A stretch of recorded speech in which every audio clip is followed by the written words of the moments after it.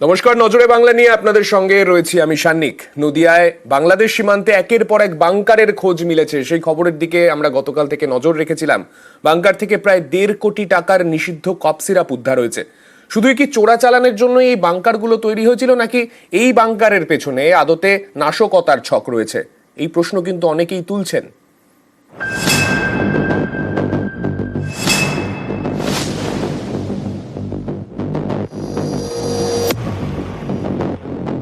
নদিয়ার কৃষ্ণগঞ্জ, এখানেই মাঝদিয়া এলাকা। 2 কিলোমিটারের মধ্যে ভারত বাংলাদেশ সীমান্ত। এমনই জায়গায় একের পর এক বাংকারের খোঁজ পেল বিএসএফ। 62,200 फैंसी डील की बोतलें हम लोगों ने बरामद की हैं। ये जो स्टोर हाउसेज में जो आपने ये बरामदगी देखी है, सीजर देखा है, यहां से इन स्टोर हाउसेज से छोटे छोटे पैकेट में बनाकर फिर इसी तरह के प्रयास होते रहते। সীমান্তবর্তী এলাকায় বাংকার, 500 মিটারের মধ্যে 4টি বাংকার। এ নিয়ে এলাকায় ছড়িয়েছে আতঙ্ক। চারটি বাংকার, কিন্তু আমরা কিছুই জানি না। কোথায় গিয়ে মনে হচ্ছে না নিরাপত্তা নিয়ে একটা প্রশ্ন উঠছে। নিরাপত্তার তো অভাব আছেই আর কি, সব দিক থেকে। মোট 4টি বাংকার উদ্ধার হয়েছে। এর মধ্যে প্রথমটি খোলা জায়গায়, ইটের গাঁথনি দিয়ে তৈরি। দ্বিতীয়টি একটি ঘরের মধ্যে। হ্যাঁ, ওই সব বসবাস করছে তো। তাহলে কি তারা কেউ টের পেলো না? এখন টের পেলো হয়তো, কেউ কিছু বলে না। এখানে সীমান্ত কত দূর বাংলাদেশ সীমান্ত? এখান থেকে 3-4 কিলোমিটার হবে। তৃতীয় বাংকার খোলা জায়গায়, তবে এখানে ইটের গাঁথনি নেই, রয়েছে কন্টেনার। তবে আমি এই মুহূর্তে রয়েছি 3 নম্বর বাংকারের সামনে, যেটি মেটাল দিয়ে তৈরি করা হয়েছিল। একটু নেমে দেখানোর চেষ্টা করবো আমি। যে রীতিমতো শক্ত করে তৈরি করা হয়েছে, একদম মজবুত করে তৈরি করা হয়েছে। তবে কিভাবে তৈরি করা হলো কেউই কি দেখলো না, কারো চোখে পড়লো না? আমি যেখানে দাঁড়িয়ে রয়েছি, আমার থেকে আরো কয়েক ফুট উচ্চতা রয়েছে এই বাংকারের, এবং এই বাংকারের চওড়া, দৈর্ঘ্য, প্রস্থ সবটাই কিন্তু অনেকটাই বড়। চতুর্থ বাংকারটি তৈরি হচ্ছিল, সেটিও ইটের গাঁথনি দিয়ে। কৃষ্ণগঞ্জের মাঝদিয়ার এই বাংকারগুলি থেকে প্রায় 1.5 কোটি টাকার নিষিদ্ধ কাফ সিরাপ উদ্ধার হয়েছে। শুধু কি চোরাচালানের জন্যই এই বাংকারগুলো তৈরি হয়েছিল, নাকি বাংকারের পিছনে নাশকতার ছক ছিল? গ্রামবাসীদের নজর এড়িয়ে এতগুলো বাংকার তৈরি হলো কিভাবে? এত বড় একটা কাজ হলো, অথচ কেউ দেখলো না। এটা কি করে হতে পারে? এটা একটা অস্বাভাবিক ব্যাপার যে গ্রামের লোকেরা পর্যন্ত জানলো না। একটা জায়গাটা স্টোরেজ মতো দেখা যায়, ট্যাঙ্ক মতো, সেটা কি কোনো কেমিক্যাল ওখানে ভরার জন্য, ওকে বিকালে দিয়ে কোনো নাশকতামূলক কাজ করার জন্য। গত কয়েক মাস ধরে অস্থির বাংলাদেশ, আর বাংলাদেশ থেকে ভারতে চলছে অনুপ্রবেশ। বাংলাদেশি অনুপ্রবেশকারীদের আশ্রয় দিতেই কি এই বাংকারগুলো তৈরি হয়, এ প্রশ্নও উঠছে। কারণ দ্বিতীয় বাংকারটি একটি ঘরের মধ্যে। সেই ঘর থেকে মদের বোতল উদ্ধার হয়েছে, আর ঘরের বাইরে থেকে উদ্ধার হয়েছে তাস। ব্যাপার না, অনেক বছর ধরে এটা যা মনে হচ্ছে এটা তৈরি করা হয়েছিল। এখানে যারা অনুপ্রবেশ করার জন্য এটা একটা স্টেজিং পোস্ট ছিল। যখন এখন বাংলাদেশে তো আমাদের ইন্ডিয়ায় একটা প্রবলেম রয়েছে, তখন দেখছি উদ্ধার হচ্ছে। কিন্তু এগুলো একটা ভয়ঙ্কর ব্যাপার, এটাও আমরা একটা মনে করছি একটা কোনো একটা ব্যাপার আছে হয়তো। শুক্রবার এই কৃষ্ণগঞ্জেই বাংকারের হদিশ পায় বিএসএফ। নিষিদ্ধ কাফ সিরাপ উদ্ধার হয়। সেই সূত্রে তদন্তে নেমে শনিবার 4টি বাংকারের খোঁজ পায় বিএসএফ। সীমান্তে বাংকার ঘিরে বাড়ছে রহস্য। নদিয়া থেকে রঞ্জিত সরকার, নিউজ 18 বাংলা। নদিয়ার কৃষ্ণগঞ্জের ভারত বাংলাদেশ সীমান্তের 4টি বাংকার উদ্ধার, আর সেই বাংকারগুলির ছবি আমরা গতকাল থেকে তুলে ধরেছিলাম। নিষিদ্ধ কাফ সিরাপ উদ্ধার হলেও আদতে এই বাংকারগুলো তৈরির উদ্দেশ্য কি, সেই প্রশ্নই বারংবার বিভিন্ন মহল থেকে উঠে এসেছে।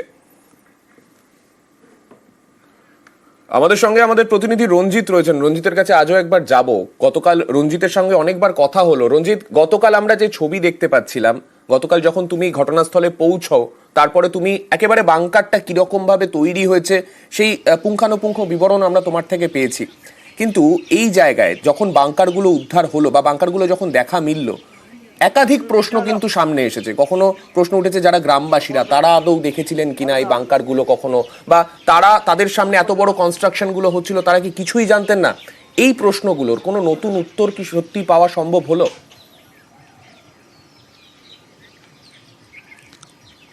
দেখো এখনো পর্যন্ত এই যে চারটি বাংকারে যে হদিশ পেয়েছে বিএসএফ, এবং কার্যত বিএসএফ একদিকে সাফল্য, অন্যদিকে এই যে বাংকারগুলো তৈরি করা হয়েছিল এক বা দুদিনে নয়, একাধিক দিন সময় লেগেছে এবং দীর্ঘদিন ধরেই কিন্তু এইসব জায়গাতে এই সমস্ত কাজকর্ম চলতো, বাংকার তৈরি কাজ হয়েছে।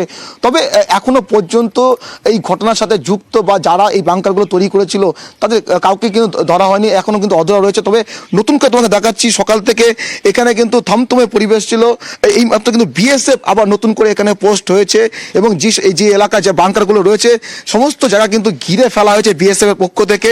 এখনো পর্যন্ত বিএসএফ এর কর্মীরা এখানে এসে উপস্থিত হয়ে জওয়ানরা উপস্থিত হয়েছেন এবং সেখানে পুরো বাংকার যে বাংকারগুলোকে হদিশ পাওয়া গেছিল, এবং তোমাকে আমরা যেটা কাউন্ট করে দেখাচ্ছিলাম বারবার যে ঘরের মধ্যে বাংকার ছিল, সেই বাংকারের বাইরেও কিন্তু বিএসএফ মোতায়েন হয়েছে এই মাত্র, এবং কার্যত 26শে জানুয়ারি রয়েছে এবং নিরাপত্তার বিষয়ে কিন্তু উঠে আসছে।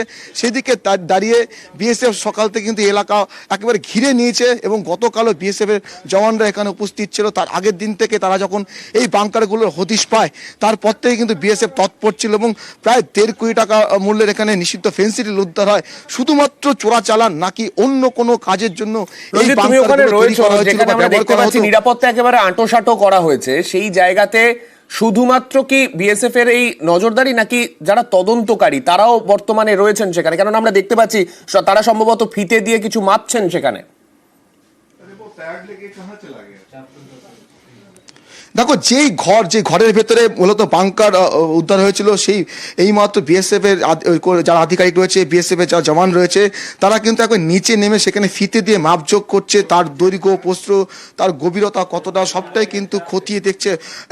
অর্থাৎ যে সমস্ত বাংকারগুলো উদ্ধার করা হয়েছে সবটাই কিন্তু খতিয়ে দেখে বলে মনে করা হচ্ছে বিএসএফ এর পক্ষ থেকে, এবং ইতিমধ্যেই বিএসএফ এর জওয়ানরা পুরো এলাকা ঘিরে নিয়েছে এবং আজ কিন্তু বিএসএফ এর আধিকারিকরাও কিন্তু উপস্থিত রয়েছে এবং যেই ঘরের মধ্যে বাংকার ছিল সেই ঘরের মধ্যে এই মুহূর্তে বিএসএফ জওয়ানরা রয়েছে। এবং রঞ্জিত, গতকাল থেকে আরেকটা প্রশ্ন তোমার সঙ্গে যতবার আলোচনা হয়েছে এই প্রশ্নটা বারবারই উঠে এসেছিল, সেটা হচ্ছে এগুলো কি শুধুমাত্র এই কাপ সিরাপ রাখার জন্যই নাকি আদতে যেরকম ভাবে একের পর এক অনুপ্রবেশের ঘটনা আমরা দেখেছি সেক্ষেত্রে অনুপ্রবেশকারীদের ক্ষেত্রেও একটা সুবিধা দেওয়ার জন্য বাংকারগুলো তৈরি হচ্ছিল? বিএসএফ এর আধিকারিকরা যারা এই মুহূর্তে এই মাপযোগ করছেন এই গোটা বিষয়টার একটা পুঙ্খানুপুঙ্খ বিবরণ তারা নথিভুক্ত করার চেষ্টা করছেন আমরা দেখতে পাচ্ছি, সেটার উদ্দেশ্য কি কোথাও সেটাই যে এই বিষয়গুলো বোঝা?